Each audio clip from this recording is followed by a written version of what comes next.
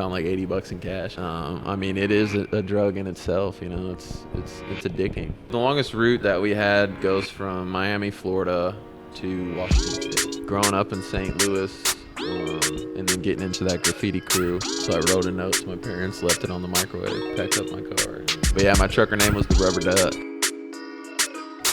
There were a lot of aspiring rappers in my hometown. Was it? Me and my friends tried to start a rap group, and we were like in our bedroom. It was like, all right, here we go. And we're like, got about like 45 minutes, half an hour into it. We're like trying to, and we're like, oh, we suck. And we just gave up. After that. My mate was he's a hella good musician. I thought, oh, here we go. We're riding this train out. Yeah. You think you come up with some rhymes? No. You think it is. And the Australian accent like sounds really shit when you rhyme. And like, so if you hear like, there's some really good rappers out there, and like when you are Australian and you know the context, you're like, these are great. But at the same time, you kind of like when you hear the Australian accent next to an American accent, you're like, oh. Like, it just doesn't have the same. Yeah, I would say that's the opposite of just normal conversation. I think you guys are just sound a lot weird. we just have all the good slang. I will say when me and my cousin here, we've just been like leveling it up. Like the g'day mates come out way more. When you guys first came in, I think I got about 10 cheers. Yeah. I will say cheers is a real common because like it's a quick thank you. Like we're very grateful as a sort of nation. We're like, oh, thanks, cheers for doing that, mate. Like we'll give it like very, very, very like so grateful is really the thing. Yeah, no, I think it sounds a lot better than thank you. Well, what do you guys have down here? Is it like some slang down? We're in appreciate you. Appreciation? Appreciate you. What? Appreciate you. Yeah, but how do you say it? Appreciate you. You know what I mean? Just like a quick no space in between the words. Just appreciate like you? Country thing. Yeah. There you go. Oh, wow. Never heard that. I'm going to steal it. Yeah, go ahead. I would say this. So I love my wife. She's American. She lives in Seattle. If she had a Southern accent and didn't come with any of the negativity that's associated with being Southern, I probably would not be able to take her out of the bedroom. This Southern accent just does my head in. Oh, yeah. Yeah, God. Oh, hey, y'all. You want to come in? I was in Memphis years and years ago, and this lady, we walked into Sun Records, and she goes, hey, y'all, do you know where you all stumbled into? And I was like, oh, no, but I think I'm coming home with you. I was like, what is going on here? That slow Southern drawl. Exactly. Yeah, I would say, I guess for this area, it's more yes, sir, no, sir. Yeah, there's a lot of yes, sirs and yes, ma'ams. Yeah, I've noticed that. Me and my cousin were both like, oh, it's kind of weird being called sir. You're like, well, like I'm not mature enough for this. I think it's more of a respect thing. Yeah. You know what I mean? Yeah. All right. So let's jump into this, and I'll do a little intro, and then I'll ask you 10 questions, and they're all conversation leading. Don't worry about it. We can go whichever fucking way we want. Okay. All right. Sounds good. No warm up. No prep on these questions. We'll see how she goes. Yeah, you're a little bit worried. Here we are, Francis at Ice House Tattoo in Fayetteville, Arkansas, which I'm pretty fucking stoked. I just had a tattoo the other day done by you, and yes, sir. Are you ready to jump into it? Let's do it. All right, how you doing? Doing well. Doing well? Good. Feeling good? Yeah. Nervous a little bit right now? A little bit, but not too bad. You're a good guy, so. Well, that might be the trick. That's what I'm thinking. All right, first question. Breathe underwater or fly? I have thought about this quite a bit. I think I'm going to go breathe underwater. Oh, I'm a breathe underwater. Why? For you? I just feel like the majority of our oceans are unexplored, so I want to see what's down there. I want to go find Atlantis. Yeah. Those hidden cities. Yeah. I feel like it's so crazy on how much we don't know. Like I just was watching. There's this lady that's brings science like information really easily, and that's her whole gimmick. And she was like, "Oh, we just found out all these new fish." And I looked at them and was like, "They look like fucking aliens." Mm. Like if you said, "Hey, look at this alien creature that's like coming down," you'd be like, "Yep, that one." No, it's just from the ocean that we haven't explored yet. Oh yeah. I'm a big conspiracy guy too. Oh, so are you? Oh, okay. Civilizations. Don't get me started. What's your favorite then from an ocean conspiracy? I haven't gotten to the oceans one as much, but the lost city of Tartaria would probably be my number one. What's the lost city of Tartaria? I've never heard that. Well, yeah, I believe it was just a big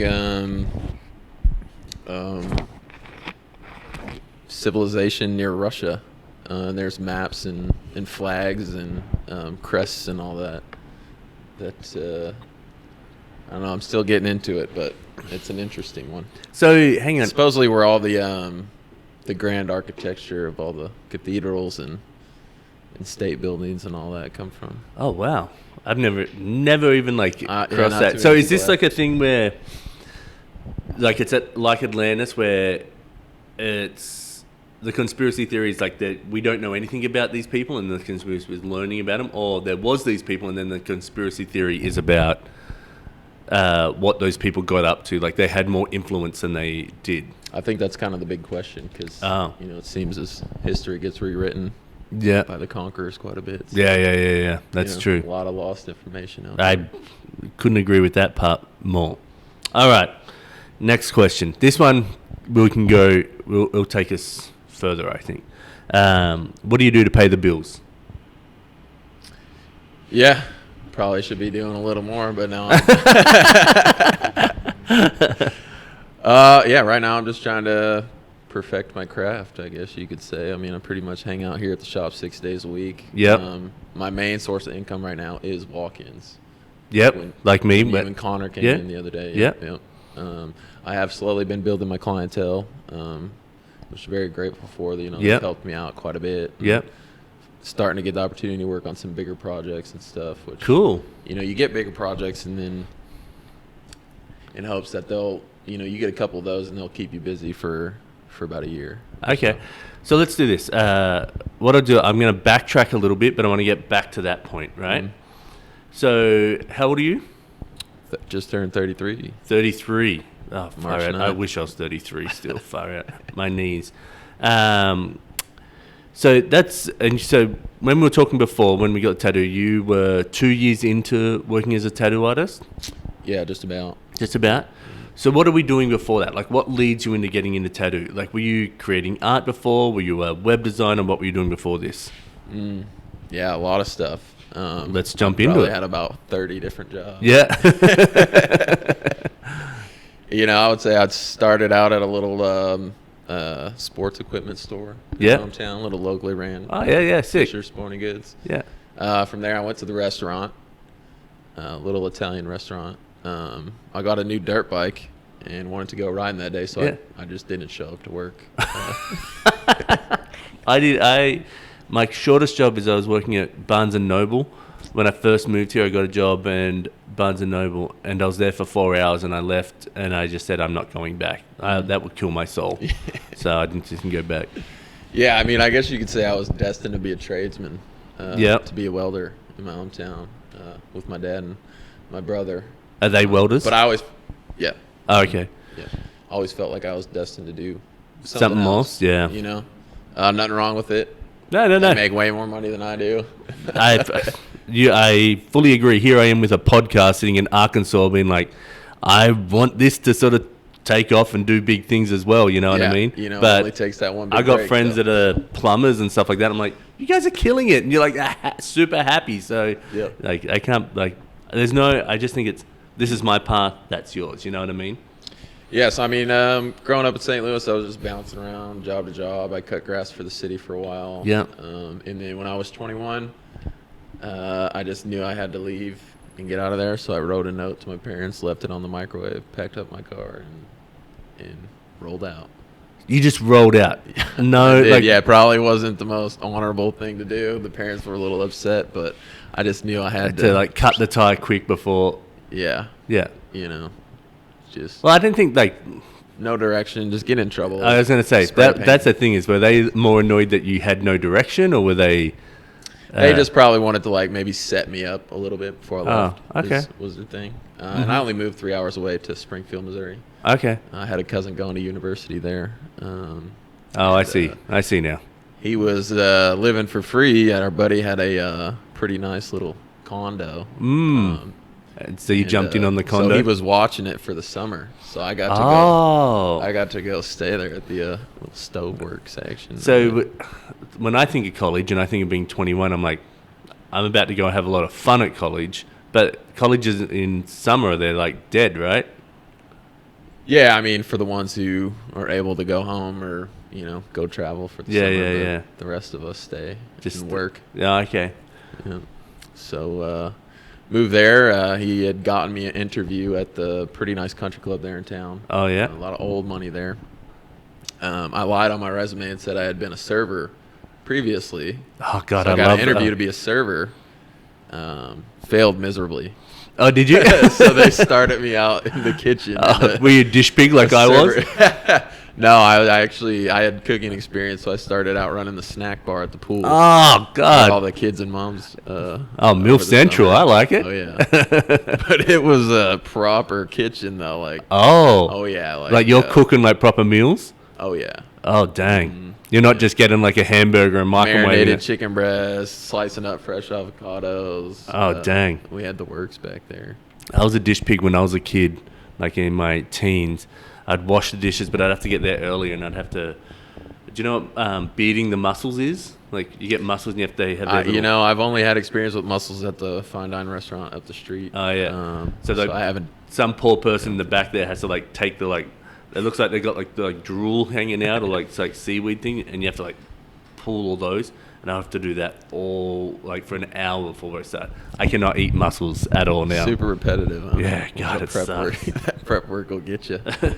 No, when I did start out in dish pit, it was at that Italian restaurant in my hometown. Oh yeah. And I do remember one night, I got splashed with just a bunch of like fryer oil or something all over my shirt. I was like, I'm not working in this shirt, so I took it off. He was washing dishes back there with no shirt on. I thought I was crazy. I'm sure there's a few young birds one like, oh my gosh, I want to get on the dish pig business. Yeah, but it was a cool spot. They're still open. Cagino's little hometown joint. All right. Shout out Cagino's if you're gonna go. I think it was my first shift. They told me to go sweep the parking lot and found like $80 in cash. Did you really? I swear. Yeah. God, when's the last time you found money? Like no one carries cash in them anymore. Yeah, I know there's been a few instances where I found a couple $20 bills. Really? Around out there. Yeah. Far out. I can't remember the last time more than a quarter. Which like sometimes when I walk by, I'm like, how fun would that be for a kid to pick up? Not me. So I'll be like, that kid's gonna enjoy that way more than I will. So. Can't get much for it nowadays. Yeah, no. I remember watching movies and people would go to the store with a quarter in America and get like a big bag of lollies or like they'd be able to get stuff. When how much a quarter weighs in my mind or how much it's worth. Yeah, we went to the movies the other night. I think it was like $40. Oh God, up where I am, they have Cinemark, where I don't know if they have them around here or not, but you have like an app and you can like they give you like. You pay like $8 a month or something, but you get one free movie and you get like 25% or 20% off your like concessions. Mm-hmm. God, it makes such a big difference of just going there. Yeah, and plus my family's a big movie going family. Like might go 2-3 times a month kind of thing. Nice. Yeah, especially my father-in-law loves it. Dune 2? I haven't seen it yet. No? I don't say anything. I haven't seen it. That's what we should do after this. I'm down. Yeah, I made my girlfriend watch the first Dune last night, but she fell asleep for the third time trying to watch it. So my missus, I'll be like, hey, let's watch this movie. And she's like, yeah, and straight out of it. Yeah, and I'll be sitting up drawing, doing it. All right, sidetracked. You've been working in Missouri, you left, you're hanging out in Springfield. What gets you to like this area in your life? Like what's the big leap? Yeah, well, I moved to Springfield when I was 21. It was about 2012. Okay. Started at the country club and then started working at Houlihan's. It's like a little chain restaurant. Okay. Owned by the O'Reilly family. O'Reilly Auto Parts. Oh, really? Yeah, but this is his son, so it's O'Reilly Hospitality Management. Oh, okay. Yeah, trying to take over the town. So, yeah, I worked at that restaurant for about 5.5 years. Okay. That's where I perfected my serving skills, you could say. I think it helped me out, though, personality-wise. I was, like, pretty shy and quiet. You really really? Get much out of me. Really? I feel like I can't get you to shut up. Yeah, right. I say that as I'm the one interviewing you. So yeah, I was going to school and serving tables for about 5.5 years. Got an associate's degree at the community college. And Okay. moved to the university, which started out fine arts. Yep. I'd always been making art and doing stuff. Okay.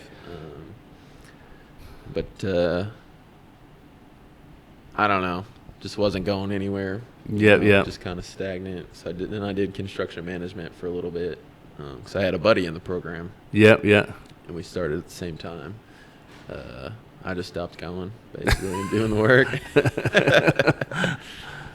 I just feel like I have, pretty adventurous spirit, and Yeah. it's hard for me to just stay still and, focus on something. Yep. I got to get out and get going. So then, after that, I did wind up getting the boot from the restaurant. Because you weren't showing up. They were nice about it, but just showing up late, no call, no. I was probably famous for no call, no showing. Yeah. But I was partying hard at the time. Yeah. Just drinking a lot and just having a good time. It's a time to do it. Yeah. So got that out of my system. The last job in town there, I was working at a cabinet shop. Oh, that building, like fine Custom cabinetry? cabinet shop, yeah. Oh, sick. It was more of a wholesale shop, though, so I was in Okay. the spray booth, like painting. Oh, okay. Painting all the stuff, so that was fun. I like painting Yeah. and got to learn that stuff.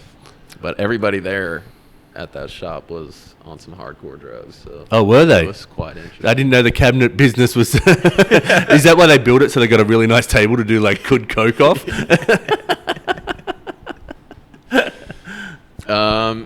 Yeah, that was just a filler job, and then I had acquired a CDL. What's CDL? Commercial's driver's license. Okay. Class A. Okay. So you're like, as you're sort of floundering sort of around enjoying yourself partying, you've still got some sort of head on your shoulders where I'm like still gathering skills. You know what I mean? Yeah, always. Yep, Yeah, okay. Always. I think that's a big difference between a lot of people that flounder around with like, they feel like they've got no direction, but they're like, oh, I might get this skill or I might get that. Like I feel like I picked up like a jack of all trades as I went along. Oh, yeah. So, yeah. All right, continue. So I had acquired that CDL because I wanted to go work on the electrical power lines okay. and be a lineman.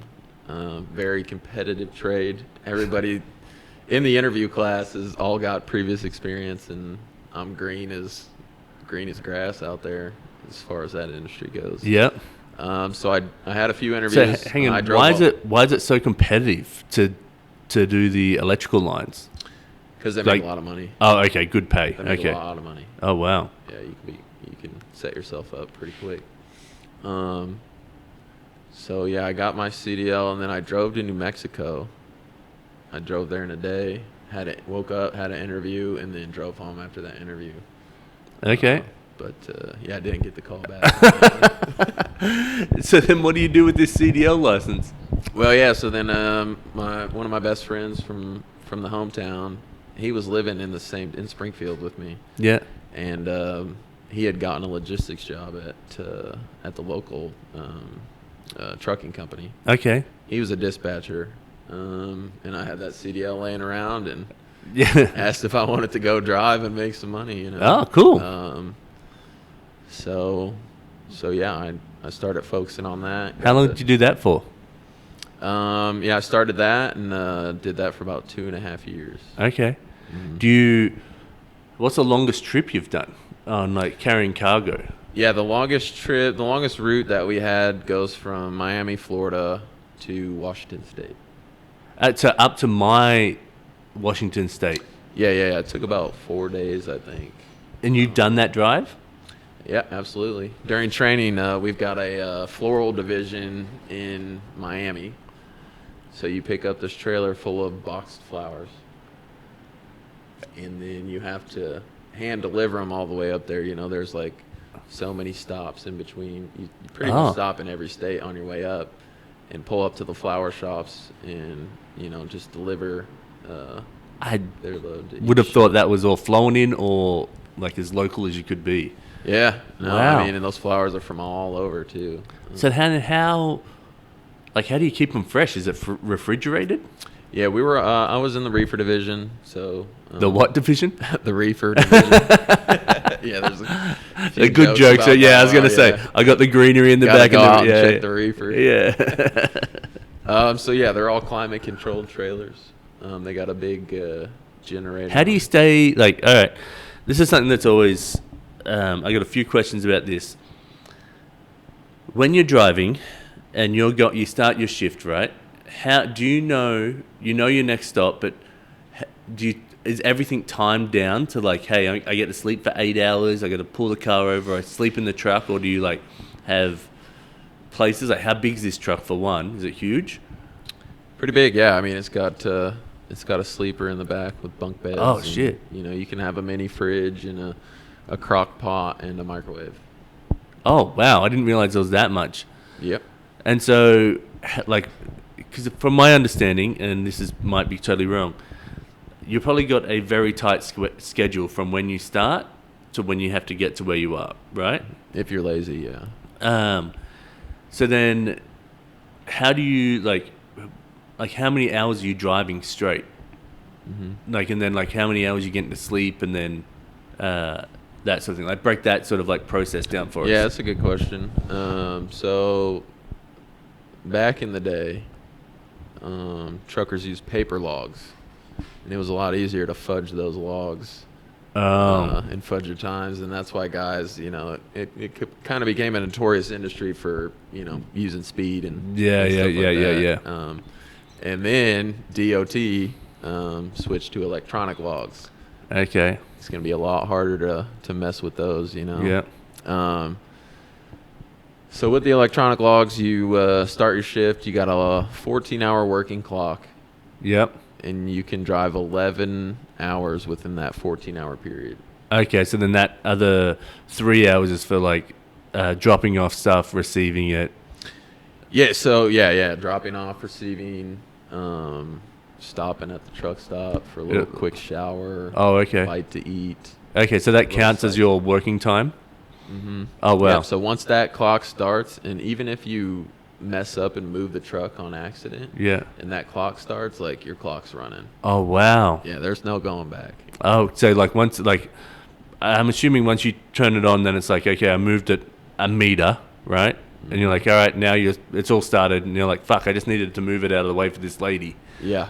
Yep. Yeah. Okay. Yeah, it was pretty tricky. What about the weight, the truck? What's with the weight stops? Like when you go, you know, when you're driving along, they're like the weight stations. Oh yeah. What do they do? Those are money collectors.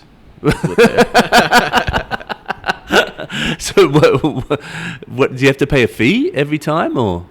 No, that's just there to make sure that your weights are correct. Once they load that trailer, that's like the trailers have those tandems in the back, the axle that'll slide like that. And then, so once you get loaded, you have little scales in your truck and then on the trailer.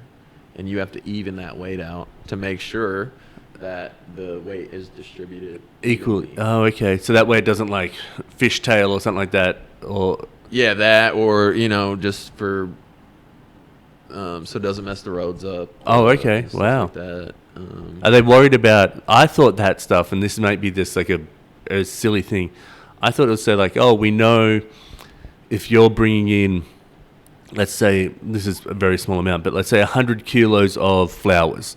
And then you all of a sudden have 110 kilos. And you're like, what's he bringing along? Is he bringing on some contraband? Like, that's how I thought about it. Mm-hmm. But yeah, well, you get your bill of lading, and it's got the weight on it. Yeah, it's supposed to be. Yeah. And if they overweight your trailer, which some places will try and do to try and push as much product as they can. Yeah. Sometimes and then if you can't get the weights right, like you can go back to the distributor and have them take some stuff off of there.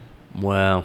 Yeah. But the weigh stations are there just to make sure that you're running legally and all that. They'll check your bill of lading and stuff like that. Sometimes you do get called in for truck inspection. Yeah. And then, like one time I didn't move my tandems and my weights were off. And I think it was about a $2,000 fine. Oh, dang. Do you have to pay that fine out of your wage, or is the company covered? Yeah, well, the company covers it, and then it comes out of your paycheck. The company was pretty good about that, covering everything, and then just slowly take it out of your paycheck. Payments. Yeah. But I was allowed to pull through, turn around, fix my weights, and then got it correct, and then could go. But Okay. just for that little mistake, it was pretty pricey. So how hard is it to fix the weights? Is it like No, it's pretty easy. So you just get out of the truck, you'll pull the valve, which will release the pin Okay. on the axle, and then you can just pull forward or reverse it, and it'll slide that. Oh. For you. So there's like 10 little pins in there, Yeah. and you gotta get the right one. The more you know, huh? Far out. I had no idea about this shit. So, all right. Did you ever pick up hitchhikers? No. No? Is that we're saying because you've got some bodies that we can't talk about? Is that what? No, I just imagine you get kind of bored, right? Like, what do you do on these long drives? Yeah, podcasts. Podcasts. All right. That was my main goal. That's where I found the 9 Club. Yep. And the Yep. Bomb Hole, and Yep. got into a lot of military podcasts. Okay. A lot of Vietnam veterans. Oh wow. Those are pretty interesting. They stories. would be. I had a couple of when I was growing up. There's a guy that went to Vietnam, an older guy, and we'd just happen to walk back and forth from the store, and I'd be like, "Do you want me to just help carry that bag?" I think it's because like when I walked back from school, like he'd be right there, like walking. And he was an old boy, like you could tell, like he had been through some stuff, and he'd tell me all these stories as we went along. And I always think back to about that. He's obviously passed away by now, but I think of that, and I was like, I just gained this little piece of insight into there without knowing it, because I was just helping him out, like, and just listening to him like a little kid. Like I might have been 10, walking back from school, like, oh, I'll help you out, and take him to his door. And then I think back to some of those stories, and I'm like, far out, that guy went through some shit. Like, it's crazy. Yeah. Those guys go through that, so then we can live life the way we do now. Yeah. It's pretty nice over here. Yeah. Yeah, we got it pretty good. All right, so we're in the trucking industry. Mm-hmm. You're not picking up hitchhikers, boring. No, I'm just going on ski trips and going on bachelor trips and going to Puerto Rico. Oh, sick. So traveling's a big part of your life?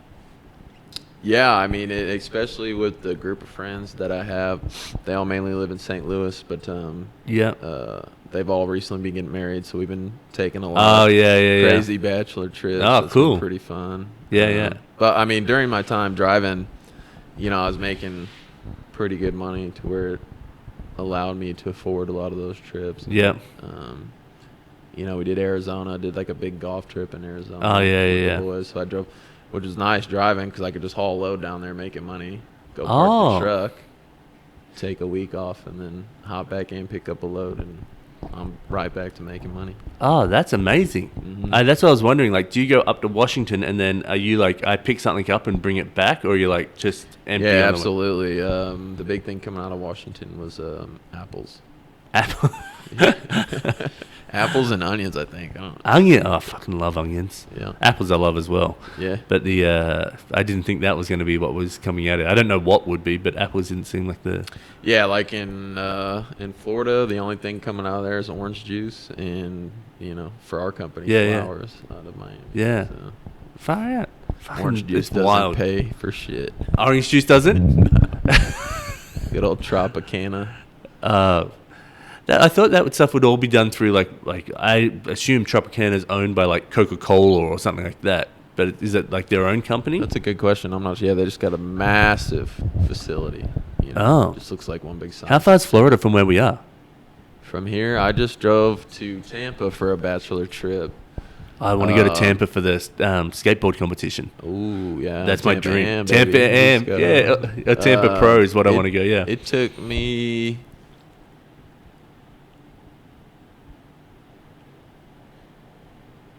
God, what was it? I think it was 16 hours. Oh, shit. Something like that from here and to Tampa. I will say, and I feel like this is such a noob thing of being down here. I've been like, where should I go to eat? Or where's this place around here? And I'm like, it's all got to be pretty close, right? Because you think of, on the West Coast, I think of everything that's a Midwest and East, it's all closer together. And I'm like, oh, shit, just in this state, that's 2 hours away. I'm like, I'm not doing that. Yeah.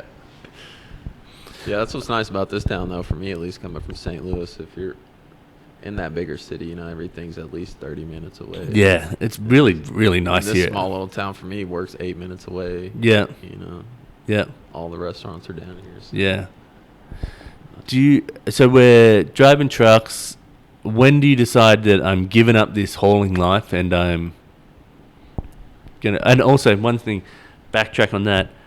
How when you're on the CB radios, are you guys all talking like the birds left the nest, over and out, like that stuff? Like, or is it like, is there lingo that?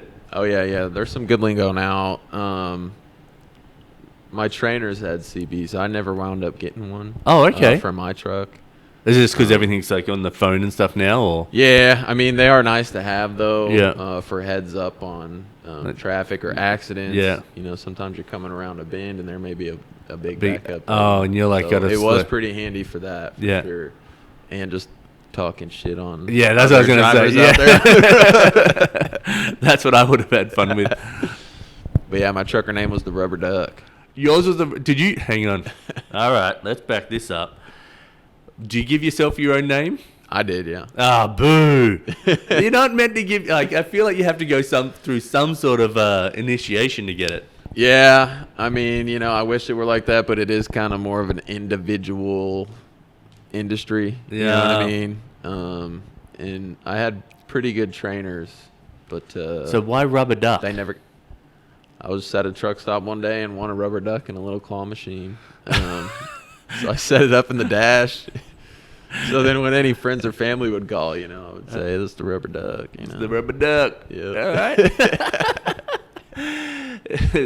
You got to get creative out there. Yeah. You're getting a bit lonely and bored. Tell me, did the Rubber Duck have a name at the end of it? The Rubber Duck. No, just the Rubber Duck. So you didn't have this little relationship where you're talking like Wilson and the ball.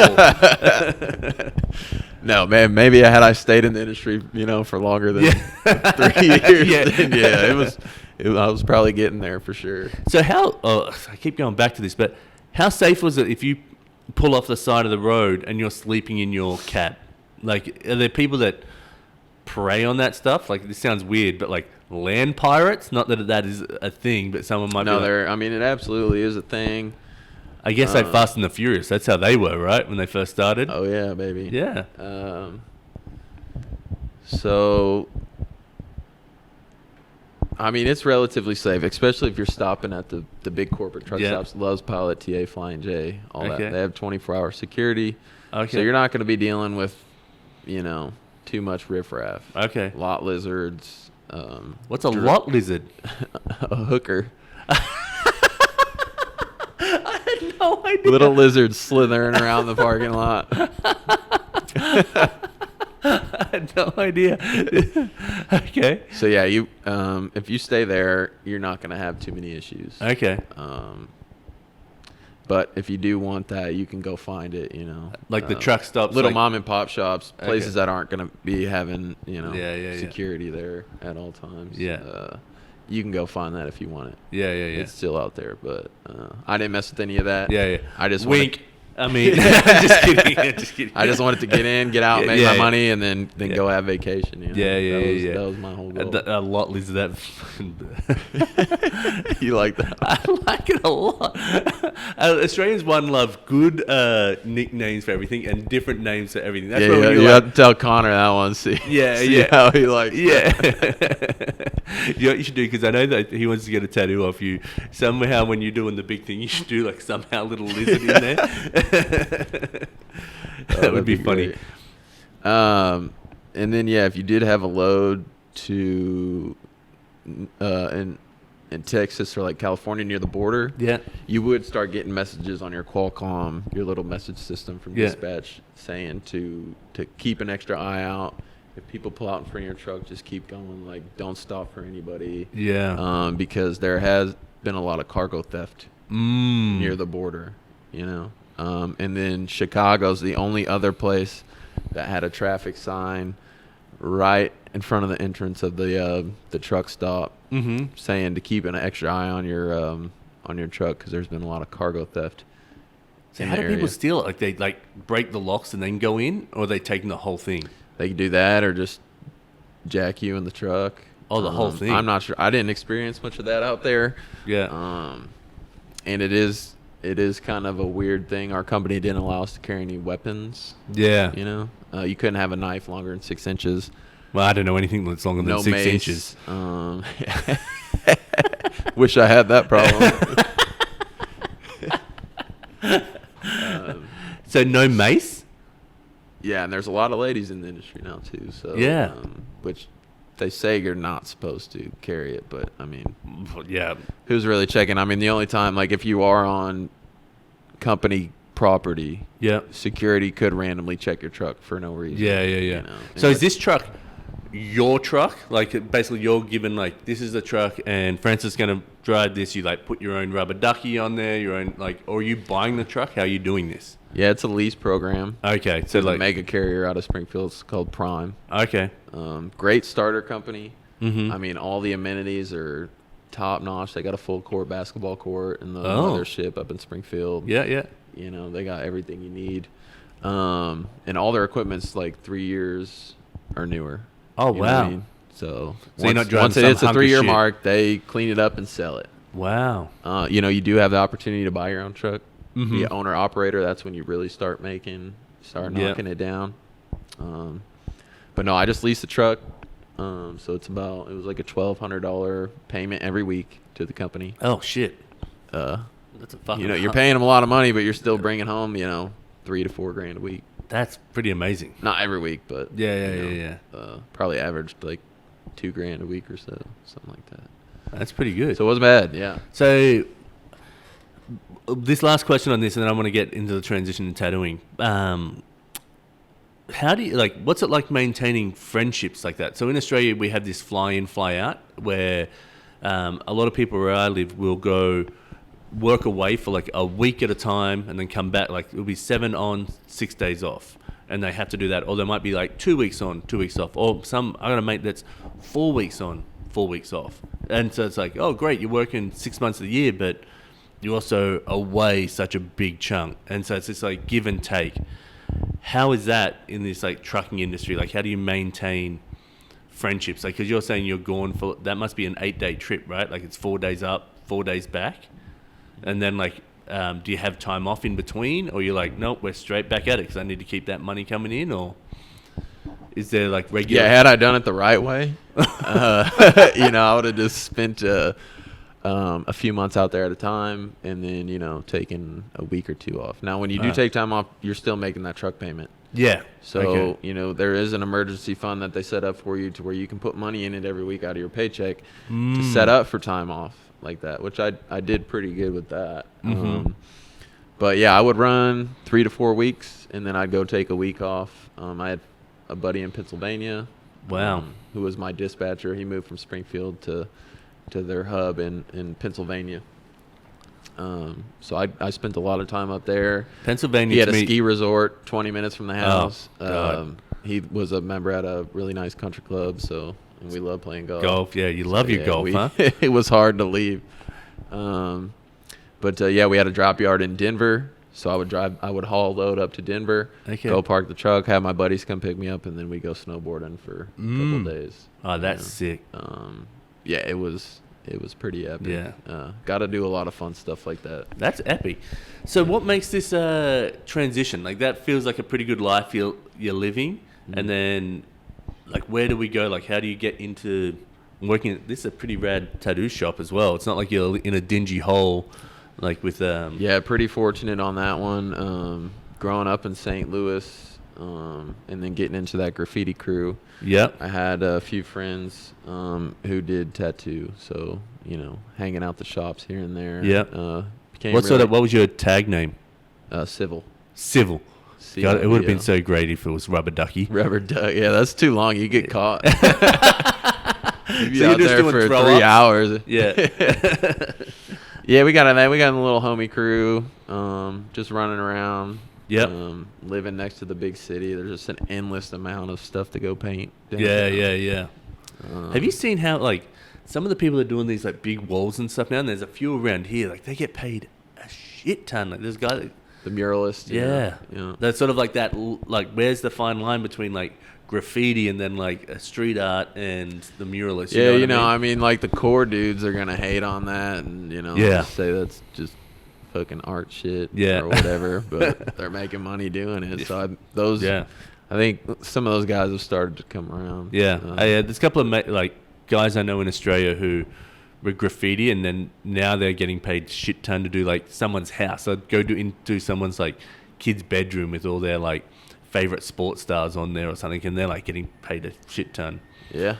Money talks. Yeah. Yeah. And you have a skill, you know what I mean? Well, if you can use this one thing, like it's sort of like, where do you find that line of me being able to do what I love, but also make money on it? And even if I'm like, I don't enjoy that as much, but then it opens me up to do this or grow a skill or something like that. I don't know. Yeah, I mean the whole why it's so enticing is the thrill. Of going out into the streets and battling out there. Yeah, I think it was too much of a wiener. I mean, it is a drug in itself. You know, it's addicting for sure. A what? It's addicting. The thrill. Addicting? And the rush. Yeah. Oh God, I love this southern. I thought you said addicting. The cops might give you one if you get caught. But yeah, no, it just keeps you coming back for more. Yeah. So, how does that? Like, got friends in tattoo places? Are they still working in there now? Like, does one of them work here, or like, how'd you get? No, they're still in St. Louis, and the main one who probably got us into it. Him and his wife just opened up a shop, the Sign of Times in St. Louis. Okay, shout out to them. Good people. Yeah, absolutely. I'll get a link from you, and I'll put it in the description as well, and I'll put one for here as well. Oh, hell yeah. So I was always interested, I would just sit up at the shop all day and watch those dudes. Is this why you're younger, or like while you're driving and you'd come back? Yeah, no. This is when I lived in St. Louis. I was like 18, 19. Oh, okay. Something like that. And then always had an interest in it. Yep. But was just scared to get tattoos because of my dad. Oh, yeah. So he doesn't like them, right? Not fond of them, no. So when do you get your first one? Yeah, right. I got it hanging out at the shop with the boys, and I was about 18 and got Trust No One tattooed across my chest. Oh, yeah. And then I hid that from Pops for about 5 years, and then he finally found out and wasn't too happy with it. Probably mainly because it was said Trust No One across my chest, And he's like, I'm right here. Yeah, just young and dumb and pissed off at the world. Oh, yeah. What are you going to do? I'm so glad I didn't get so many of the tattoos. I probably would have had like a Limp Bizkit back shed tat or something like that. Yeah, so then when I'm driving trucks, my buddy Nick had started his career at the shop, got his apprenticeship, and was going through it. And so, I would talk to him every day. Yeah. And he fought hard for me to be able to get a position here. Oh, wow. So in this one here, in Ice House? Yeah. Okay, cool. And I was like 2 years into my career, and then we were teasing with the idea of me coming down here. Okay. And because on my time off, I'd be coming down here, hanging out around here. Playing ice hockey with the boys, filling in for them out there. And then you seem like an ice hockey player. I'm surprised you got teeth, to be honest. Oh yeah, I almost lost them not too long ago. But they're still there.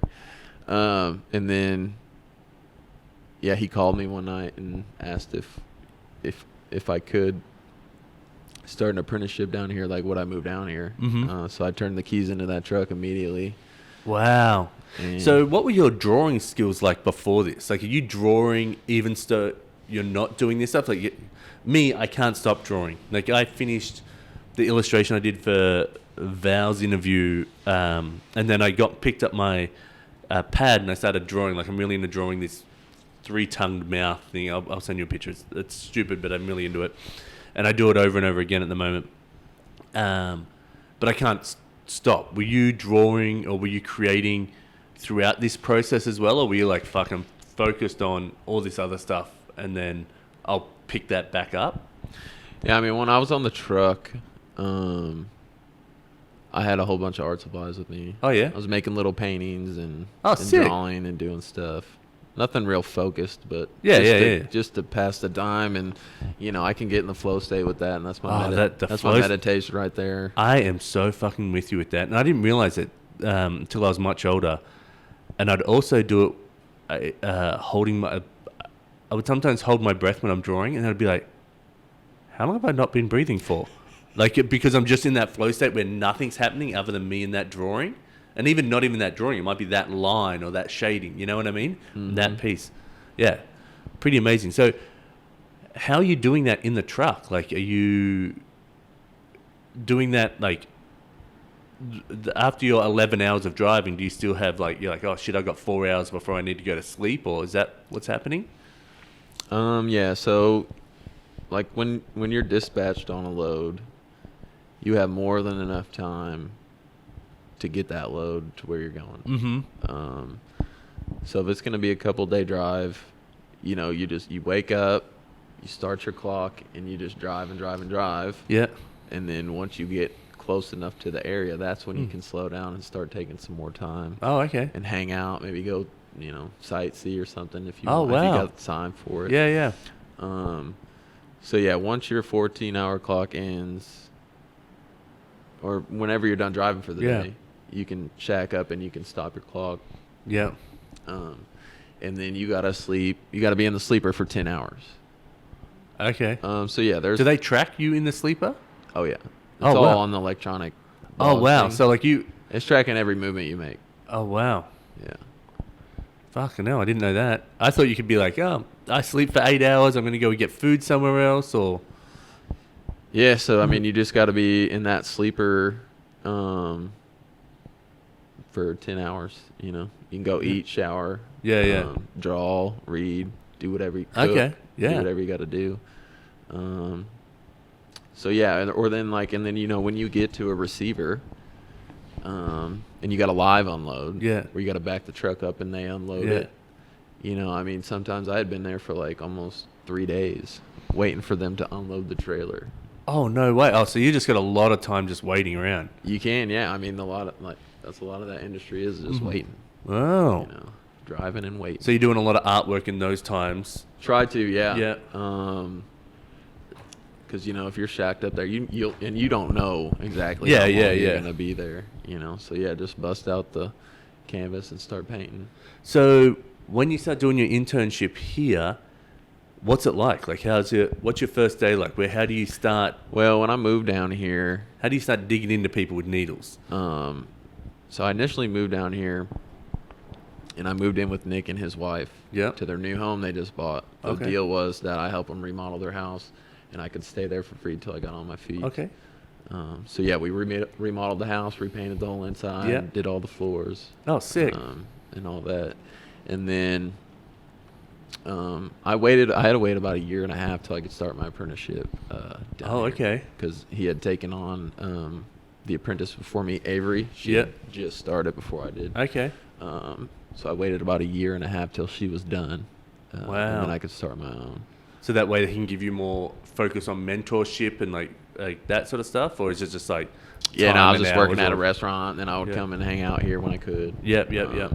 That's commitment though. Even going like, hey, I'm going to be 1.5 years off from this apprenticeship. And then the whole time you're like, is it even really going to happen? Oh, yeah. You don't know. But yeah, really good crew here. No shop drama. Everybody gets along great. It's like a big family. So tell me about how, like, once you start, how's it get going? Like, what do you have to do to get prepped or start and train? You know what I mean? Are you at home with a tattoo gun practicing on fake skin and stuff like that, or? Yeah, doing that here. Just a lot of drawing, tracing a lot of stuff, a lot of circles, a lot of straight lines. Yeah. Just trying to get that hand steady. Yeah. Well, that's hard with the machine, right? Like when you first start. It's a little heavy, like this mic. Yeah. I'm not used to holding heavy things in my hands, so I'm getting a bit tired. Once again. So yeah, you're just working on stuff that you think pertains to the movements and everything of tattooing. Then there is fake skin that I did practice on quite a bit. Mark got me a fake hand. Yeah. Practice on, a little silicone hand. Yeah. We used to have one out here. Do you have, like, so my understanding is that you're meant to tattoo your own thighs to start with, so when you start going to do, so you know how deep to go and how it feels, and so you're not messing up. Are your thighs covered, or? Yeah, I did. I got 3 of them on this one. Yeah. That I did. I think it's a rite of passage. Like, you have to tattoo yourself before you tattoo somebody Yeah, else. yeah. That's only fair. Yeah. I would think. Yeah. You know. So yeah, the first one I did was like a little dagger. Yeah. A little knife, and How did that feel, was like- tattooing yourself? Was it nervous to start? a little bit. I mean, you're anticipating it to. The pain might throw you off. Yeah. You know, or whatever, but I think you're just so focused on doing it and doing a good good job. job that Yeah. I thought it hurt less doing Yeah. it myself. And then I did a bigger peony, What's a peony? a flower. Oh, okay. Just a type of flower. Okay. Um, Did you see that when you're driving trucks and you're like, oh yeah, I'm getting that one on me? Like, I wish. No, just a bunch of native flowers out there in the medium. I can't believe you. Do you have a rubber ducky? Yeah, it's in. I got another car at the No, apartment. I mean tattooed on you. Oh no. Oh God. No. I mean, I'm sure At it'll some come. point. Yeah, I'll have to. You know, because I do want some sort of trucker tattoo. Yeah. You I know. think it'd be fun if it's a duck with, like, I don't know. Anyway, maybe that's part of the illustration I do here. Big rubber ducky riding a semi truck or something. Yeah. That's sick. So, but once you start, you're doing all the practicing. Are they mentoring you of like, hey, this is a really good technique to hold it? Like, are you learning through an online class? How are you finding, like, where's the information coming from for you to grow your skills? Yeah, I mean, the information just coming from the other artists here. Yeah. You know, the owner, Mark, he's owned this shop for 11 years. I think he's been tattooing close to 20 now. Oh, Jay. And I would just sit there and watch them. Yeah. And his main thing was, you know, you can sit there and watch somebody do a tattoo all day, but Yeah. pay attention to, like, how they're stretching the skin. Pay Mhm. attention to how they're holding the machine. The Yeah. angle coming in at the body position that they're having people sit in. Yeah. Because, you know,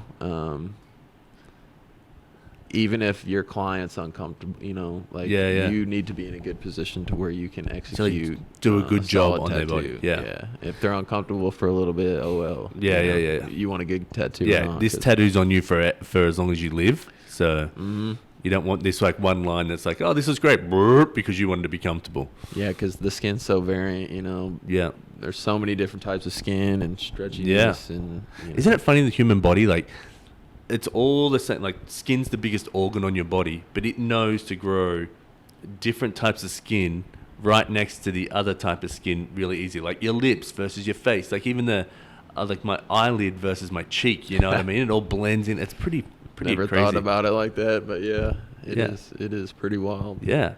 So you're watching everyone, and I imagine, because we've spoken about skateboarding and snowboarding when we were shooting the shit, and the way you're describing it and the way your boss is saying, is like when I see someone do like a kick flip or something like that, I'm like, oh dang, he uses his foot like this. Then it's like these little micro decisions that they make, or like their style. And I imagine for me, if I was watching this, I'm picking up those tiny little things. So I'm used to watching it for something else. You probably didn't think of that correlation, but do you find that sort of stuff has helped a little bit? Like trying to find like, oh, the angles are like, I'm used to looking for the nuances in stuff, so I can find it in tattooing. I don't know. Maybe I'm pulling that out of my ass. Yeah, no, absolutely. I mean, even, you know, just growing up, skateboarding and stuff, Yeah. and BMX before social media, and Yeah. before YouTube. I mean, you had to show up to the spots, Yeah.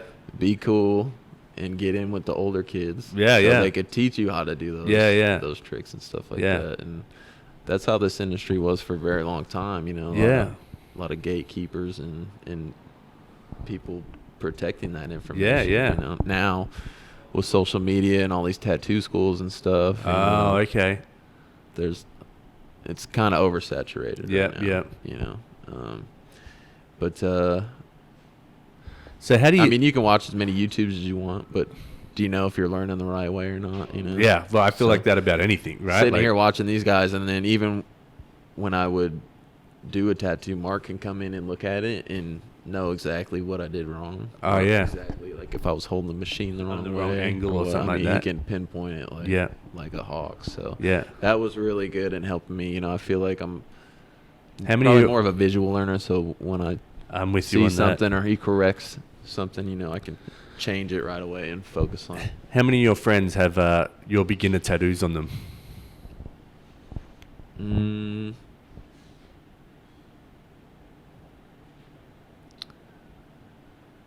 Well, the first tattoo I did on another person was one of the chefs at the fine dine restaurant that I was working at. Yeah. He's like, yeah, you can do whatever you want on me. So I was like, Yeah. And he woke up every day and went arrowhead hunting and fishing the little local river we got down south. So I was like, well, let me do a bass on you, fish, you know.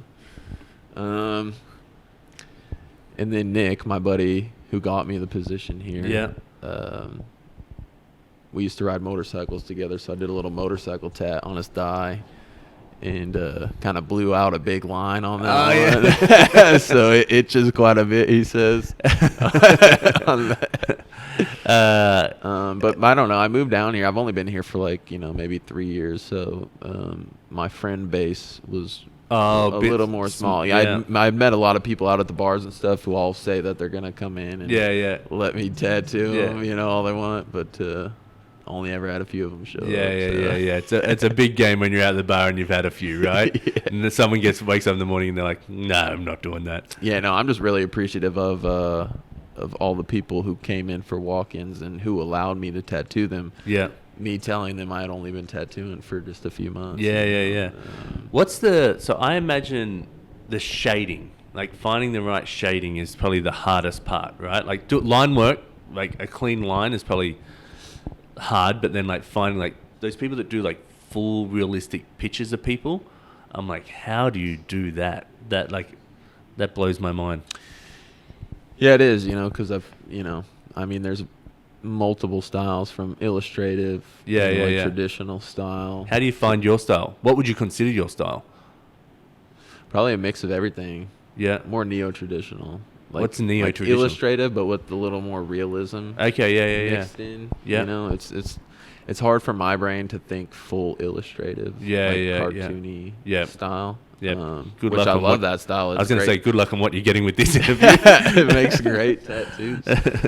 But I always like to throw a little bit of realism in there. Yeah. As far as like hyper realism tattoo goes, I mean, it definitely does take a while to perfect that craft. You got to be very patient. Yeah. And it's all about layers. You know, you got to build it up just like with anything. Yeah. Like a good painting or a good pencil drawing. It takes layers. You're not going to get it in there in one layer. You know, you got to build that up. We'll jump into more questions in a second. Have you got a like dream client or a dream tattoo that you want to do, or is there something like that? Like you've got a goal that you want to reach, or you just want to build up your clientele type thing?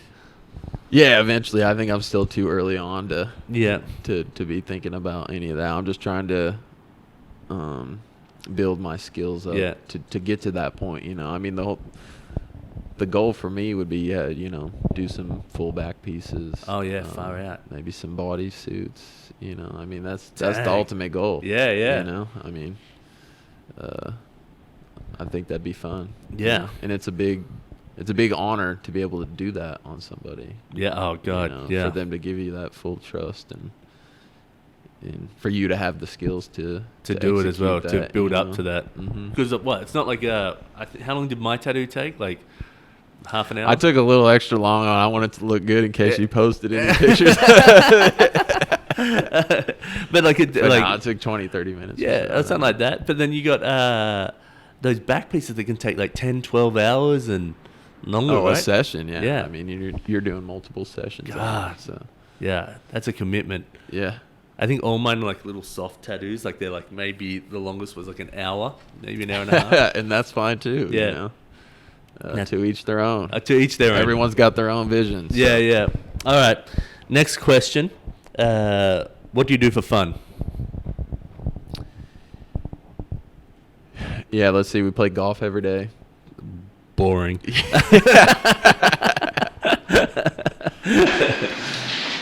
this is a good area to get outdoors. Yeah. Try and do a lot. Hang on, first of all, have you ever hit a hole in one?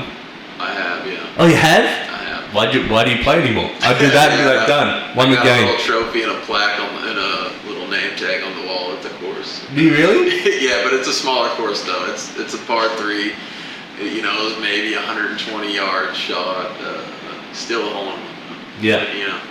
I would take it. Yeah. I'd quit and I'd be like, done guys. Good luck trying to beat that. It took me 32 years, I think, but I finally got one. Try and get outdoors a lot, do a lot of rock climbing. We've got some top. Bouldering or actually like rock climbing? Yeah, I'm more of a sport climber. Okay. With the ropes. Yeah. Yeah, you get the adrenaline going a little more. Yeah, a bit higher. Bouldering, you're not really going more than 10 foot off the ground. Yeah. But it takes a lot more strength to be a boulder. Yeah, and their goal is like finding different lines, right, on like the same bold and like that. I think. Yeah, and they're hanging upside down a lot. Yeah. I just haven't been climbing enough to really have that massive core strength. Yeah. Hanging upside down. Yeah, see, even those guys that do the indoor stuff, and they're like their foot's pressed against something, like in this tiny little toe hold, and I'm like, ugh. Those guys are gnarly. Yeah. And you don't appreciate it until you actually go out there and try and do it for yourself. Yeah. My hands are so weak. Yeah, compared to anyone else, like these little the hand job they must be fucking hell. Yeah, it's amazing. Yeah. And then ride a lot of motorcycles. Oh yeah. When I have one. Yeah. I've never been a motorcycle rider. Like I've been around them growing up a bunch. I was just like not my thing. Yeah, we grew up riding dirt bikes, and then I got a street bike in Springfield for a little bit. Yeah. I feel like obviously you're going faster, but the dirt bike, maybe it's the trick side of me in skateboarding, where I'm like, a dirt bike seems way more fun than a street bike. Yeah, dirt hurts a lot less than asphalt. That's true. That's true. I've taken that thing down a couple times. Oh no! I took a couple of hippers out there. Oh really? Yeah. Are you like grazed up from like high? No, actually, I mean it was my main mode of transportation for like a year. Oh wow! So I would ride it, rain, sleet, sun. Oh dang! So I had my full snowboard kit on. Oh okay. I had mitts, jackets, snowboard pants, and a full face dirt bike helmet. And I was like racing to work in the rain, and I was going to beat the light, just tapped the front brake a little too much, slid out, smoked my hip. It slid me through the intersection. Dang. You know, there's cars all around. Yeah. I didn't even look at a single one. I just picked the bike up. Just kept going. Hold your head in shame, you know. Yeah. All right. What is your spirit animal? It's a monkey. A monkey? Any type in particular? Nah, probably more of like a chimpanzee, I think. Okay. Grew up climbing a lot of trees, and I've just always felt that. I don't know. Yeah. Okay. Well, I like it. Yeah. Crazy Aunt Kathy adopted us a few monkeys and elephants growing up. So. Hang on. Living with you? No. Oh, like adopted them in like a different. You can do that thing where you send them some money. And I thought I assume anything down here is like what's that show, The Tiger King? You know, we adopted some elephants. And you're like, yep, they probably had elephants down here. Yeah, that wasn't too far from here, over in Oklahoma. Yeah, that's crazy. And then we have the Turpentine Creek, the Tiger Refuge, just about an hour east of here. No way. Yeah, you can go check them out, and they got a lot of the tigers from Tiger King's farm that they rescued and are taking care of now. Oh, maybe I should do that tomorrow. Yeah, you can go check it out. It's just out east of here. Okay. It's about an hour and a half drive. Okay. That's fun. All right. What is something you say to yourself, I can't believe I've done that? So, for example, I threw out the first pitch for the Mariners one time. Professional baseball. Yeah, I'm not a baseball person, but working at Nintendo and stuff like that, I was like, I can't believe that I've done that. And I say that sometimes to myself when I'm feeling like, oh fuck, life's hard, whatever. I'm like, fuck, you've done some pretty dumb stuff. That's a good question. Probably breaking my back snowboarding. What? Yeah. How did you break it? Like just your vertebrae a bit? Yeah, I fractured a couple transverse processes, the little bones that stick off your vertebrae. And, Oh, okay. A couple ribs. Dang. And then I had to, so it was our first year as a big group. You know, I grew up snowboarding a little bit. We never been to the big mountain. So this was our first year at the big mountain in Colorado. Yeah. We got a group of like 13 people. It was night ski at Keystone. And, you know, once it hits 4:30 out there, it starts getting pretty icy. That sun goes down quick and it starts getting icy. And I think we were playing follow the leader. Okay. Along the side of the trail where little side jumps are. Yeah.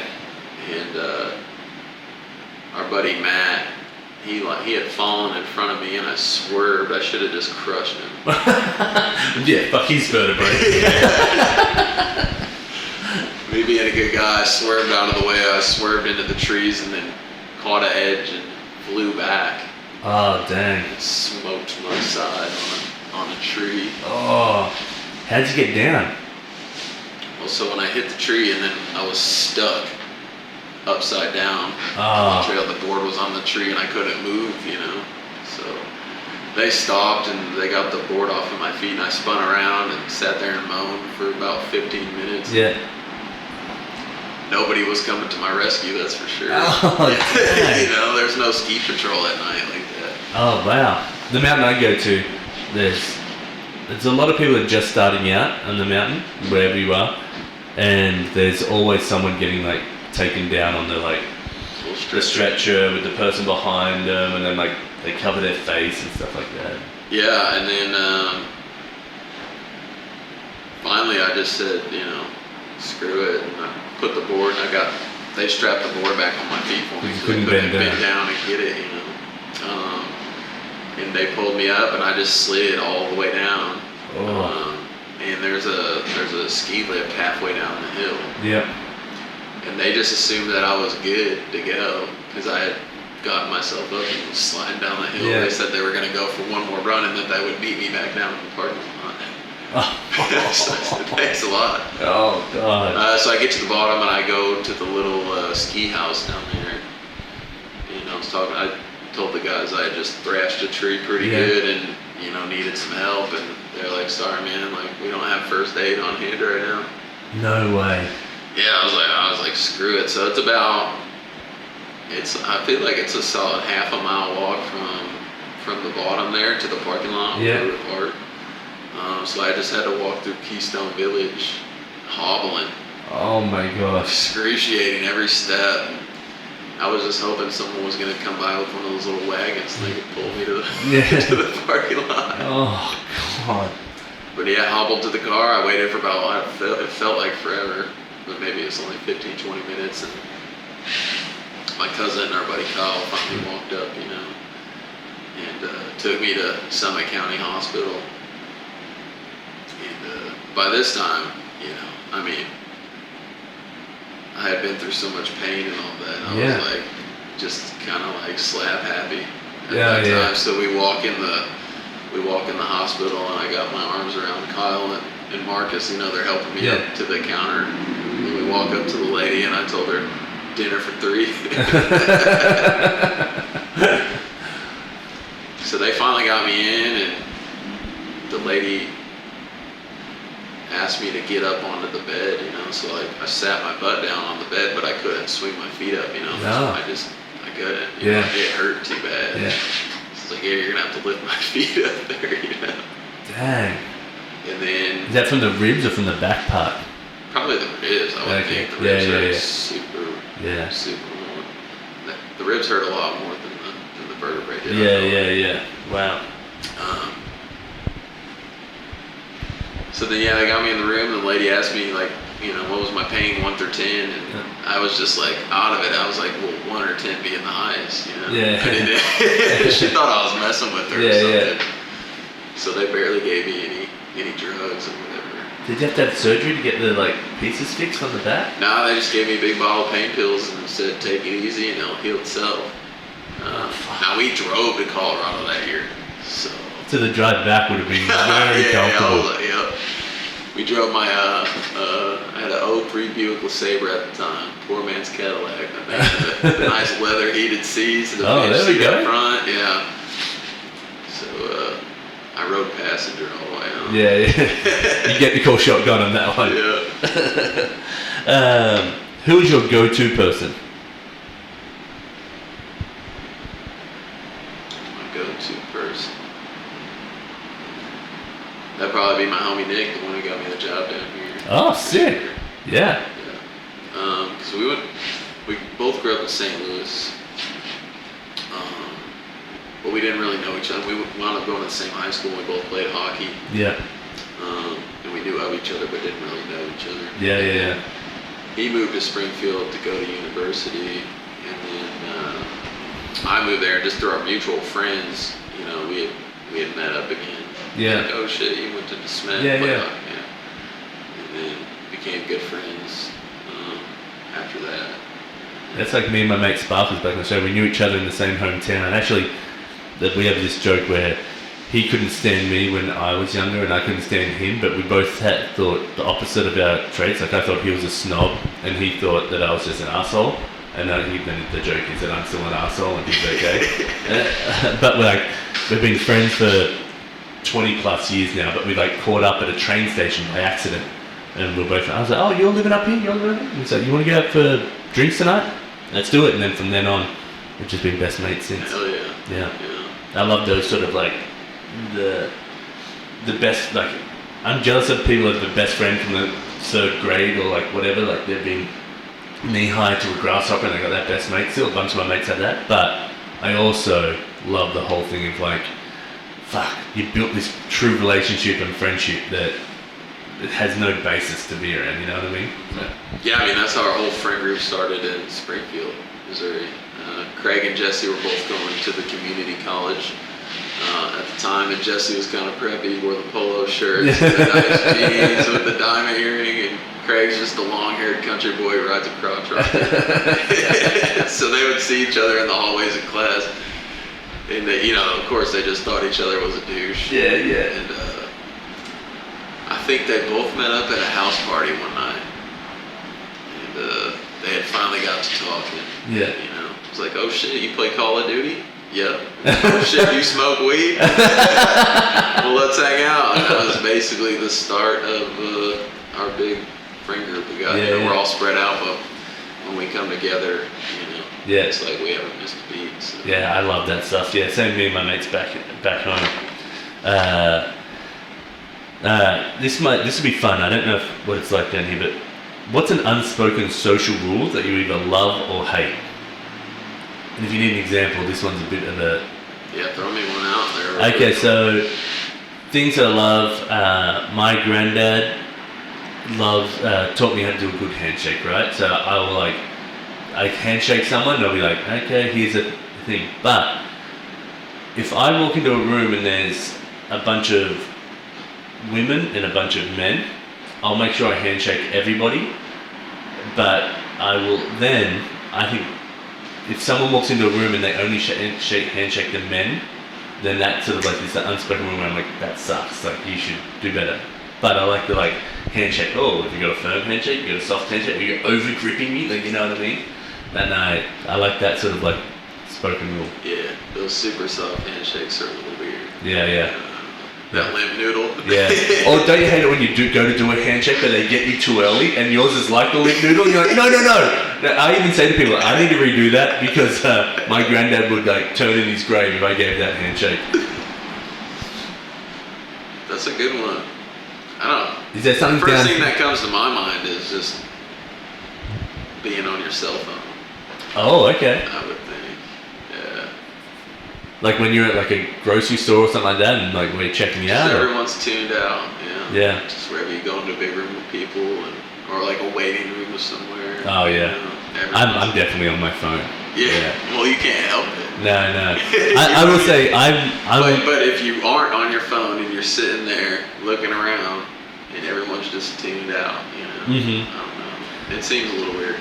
As you can tell, I like a good conversation, especially since I have this podcast. But I'm the person that will start a conversation, like, and probably people on their phone going, "Fuck, I just wish this person would like, yeah." Well, you just send them out of their comfort zone. That becomes it becomes a pacifier for people. You know. Oh, it fully does. A little binky, you know. Yeah, I feel like I do it now when I'm like, oh fuck, I'm like standing around. I don't want to talk to anyone right now. I'll pull my phone out, like as in like. It is that little crutch. Yeah. You know, that reason, but I think it's not like the main cause or anything. Yeah. But I think we just have lost a sense of community, especially around here. Oh, interesting. You know, yeah, like, I mean, I started noticing it in Springfield. It's like, because we lived in a big white house with 5 guys. Yeah. And we only knew like one of our neighbors. Oh, yeah. You know, and I feel like growing up, the whole neighborhood knew each other, you know what I mean? And all by last name, you know what I mean? Like, we were the Mohans, you had the Sullivans, you know? So on my street, I know just about everybody. And even when I first moved there, I lived right next door to my in-laws, which I love, but a lot of people be like, that fucking's weird. But anyway, when I first moved in next door and bought that house, within a week I knew all the neighbours. Like I'd just be, oh hey, how are you? Like, oh, what do you do? And like I'd know all this, and they'd be like, we don't know any of our neighbours. I was like, how? And in Australia, you sort of know everyone. But when I moved back to Australia for 3 years, we're in a bit more of a busier town, and it was like it took a little bit longer to get to know the neighbours a bit more, maybe because people are busy and they're like out a bit more, like the timing's off of when you're working and not. But it's more, I feel like Australia's more like that than what Seattle is. Like yeah, that's probably my pet peeve. Would be do you know all your neighbours now? The loss of community. I live in a little apartment, and I do know my neighbor to the left of me. No, but to the right of you, you're like, fuck them. Well, they just don't come outside. I mean, I got military Pat underneath me. Yeah. And he's a retired vet who had a bad fall and hit the back of his head. So he's doing pretty rough. He walks around on a walker and shit. Oh, that sucks. But yeah, no, I mean, when I moved in with Nick and Ashley in their neighborhood, you know, we had met a couple of the neighbors, but everybody else just kind of stays to themselves now. And I feel like that loss of community allows for a little more riffraff and weird stuff to go on unchecked in the neighborhood. Yeah. Because when everybody knows each other and like knows what's going on, knows who's supposed to be where. Yeah, do you know what? I think about it in a different way. Is I think it makes people less understanding of other people. So like if you're like, instead of the riffraff, the likelihood of living in suburbs or something like that, riffraff actually going around and doing something like is very low. But someone judging someone for like, oh man, their boxes have been out in their front yard for 2 weeks now and they need to clean them up. That lady, and then they get upset at that stuff, you know what I mean? But if they knew them, be like, oh man, Susie's had a cold for 2 weeks and her husband's away on travel. You get what I mean? Like, you'd be like, oh, let me go get that. Like our neighbour will be like, oh, she's away for 2 weeks. I'm going to go take her bins out. Oh, her bin fell over. Let's clean her stuff up. You know what I mean? Where people will be like, oh, not my business, not my problem. Because they don't have empathy towards someone they don't know. A little more quick to judge if you don't know. For sure. Yeah. What are 3 things that you were grateful for? I'm definitely grateful for the upbringing that my parents provided me. Oh, interesting. Is there anything in particular that you like took away from that? Raised not to show emotion. Raised not to show emotion? That's what you're grateful for?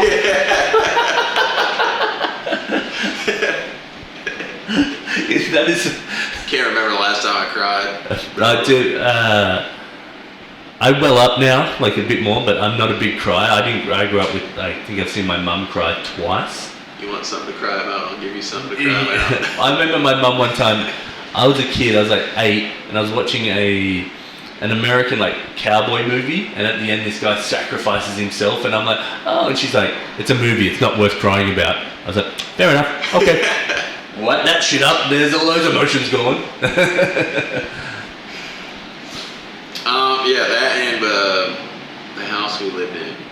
We grew up next to a 10-acre field with a creek and a pond through it. Oh shit! So that pretty much sparked my love and interest and adventure for the outdoors. Yeah. I feel like you and Connor are like, you're the southern version America of Connor, because he's the same thing. He grew up basically on a river and just like, he was like, oh, the other I had a crossbow or like a bow and I was just shooting into the air when I was a kid, and I was like, that's such a fucking outback. Like they think like over there, people think where he is. He's like, oh, they think we're rednecks and stuff like that. So that's funny. I think you and him would get along really well. Yeah. It seems like it. Yeah. Once it's he's like to have back a good time and be outside. Yeah. And, you know. Yeah. It's the imagination. Yeah. You know, out there, because you're never bored, because you're always finding something stuff to do, like, you know. I mean, it's easy to get sucked in and just become stagnant here in town. Oh. You know, I thrive out in the outdoors when we go camping for a couple nights out. I can't stand camping. I used to do it a bunch when I was a kid. I can't stand it now. Yeah. But I like it. I love the thought of it. But it's like it's a lot of work. A lot of work for me to sleep uncomfortably for like 3 nights. But if you were like, hey, let's go and look at like animals in the wild, and it's going to be like a 5-10 hour walk, and I'm going to go find all this stuff, I'd be like, I'm in 100%. Go and look at that. Like even when Connor and I drove out to Beaver Lake, and we accidentally went the other side of Beaver Lake, so it was like a 45 hour drive. But then we got to it, we like went down, and then like we're just skimming rocks for like half an hour, and then we're like, is there any creatures under these bigger rocks? So we started like looking for creatures under the rocks. We didn't find any, but we were like that sort of sense of adventure. Like if you like, let's go do that all day, I'd be like, I'm in, let's do it. Yeah, I mean, there's a lot of access to the outdoors around here. I'm in love with this area for sure. Oh, you guys have armadillos around here, right? What's that? Armadillos? Oh yeah. I haven't seen one. Oh yeah. Like, I mean, you might not see one here in town. Oh yeah, I've been if you get out, I've been trying. An hour that way, you'll find some. God, I'm sorry. That's all I want to see is an armadillo. But yeah, I think there's a dude ranch a couple hours east of here. It's called Horseshoe Canyon Dude Ranch. And we did a lot of rock climbing there. You know, the whole ranch is in this valley that's surrounded by these 50, 60 foot rock walls. And, the little camp that we usually choose, it's pretty notorious for either a skunk or an armadillo coming down the hill, and it'll be at night, you know, you're sitting around the fire, and then you hear something rustling in the leaves, and it's like, damn, is it that skunk or is it the armadillo? Oh yeah, you're like the skunk. You gotta clear out at that skunk's coming downhill. That's funny. All right, what I think, what's one more thing that you're grateful for? I'm definitely grateful for my grandmother getting me into art and making stuff at a young age. That's every cool. Easter, you know, she had us coloring on Easter eggs and dyeing them in in the coloring. Painting ceramic ornaments over Christmas. Yeah. You know. It's funny how those little things can impact you so much further on, you know what I mean? At that time, you're not like, oh, that stuff's going to impact me when I'm trying to do my career as a tattoo artist, you know what I mean, at the age of 33. Yeah. That's I incredible. Got some like Looney Tune illustrative books for Christmas one year. Oh, yeah. I mean, they just sat in the top drawer forever, and I would always reference those. Yeah. I did the same thing. I used to draw like Garfield and all those sort of things. Oh, yeah. I had a big thing of Calvin and Hobbes. Of just the full collection sitting there, and I just, even now, I'll go through and just like read those and just the inspiration and get the feedback and the lines and the storytelling. It's good stuff. The art's timeless. Yeah. Just those little illustrations. They're so simple yet so, you know what I mean? Like, so creative. It's funny because that's the way I think about some illustrations. I'm like, what information do I need in here? Do I really need all those extra lines? Do I really need this? And how am I? Ours might be a bit different since yours is a stationary piece that might not have to tell a story, you get what I mean? Where I'm like, oh, mine's an illustration of a cartoon that's doing this. And then I'm like, do I really need the extra detail here where Calvin and Hobbes, like, it's black and white, but you feel like you're immersed in that whole world, you know? Yeah, I mean, that's tattooing in a nutshell, trying to come up with a design that's going to make a good tattoo. Yeah. Last a long time. Yeah. You need all those little extra lines in there. Yeah. They're just going to expand and become money. Yeah. Oh, interesting. Yeah, I wouldn't think about it like that. I mean, yeah, you just got to try and break it down just most simplistically as you can. Yeah. That's crazy. All right, Francis, here we are. Last question. You've made it through. Dun, dun, dun. You have to wear a shirt with a slogan on it for a year. What does the slogan say? That's funny. Side note, because the only shirt that I really have worn with words on it recently, I got the shirt that said Savage. Savage? Yeah. And my buddy Michael McPeak gave me so much shit for wearing that shirt. So I kind of stopped wearing shirts with words on it. No, all right, so but yeah, I'm trying to think. Something you've got to make up. Oh, okay. Not like a just do it. Like no. I've been saying this one lately. Okay. Don't live, just do. Don't live, just do. Or don't think, just do. Oh, don't think, just do. Think, just do. Okay. That would be my slogan. I like it. Don't think, just do. All right. Well, thanks so much for being on here. I've got a couple of interviews ahead of you, and then I'll start sketching out stuff, and then I edit it, put it all together, and you'll be able to watch it on YouTube or anywhere you listen to the podcast. And I give you the illustration in a large format, and you get to do whatever you want to do with it. Get a face tattoo of it if you want. I'd suggest not. Not as long as my father's still alive. Because he'll kill me after that. So yeah, that's where we're sort of at. I appreciate you coming on and taking the time, and what a wild story you've had. Yeah, looking forward to it, man. Yeah. Appreciate you having me on. Yeah.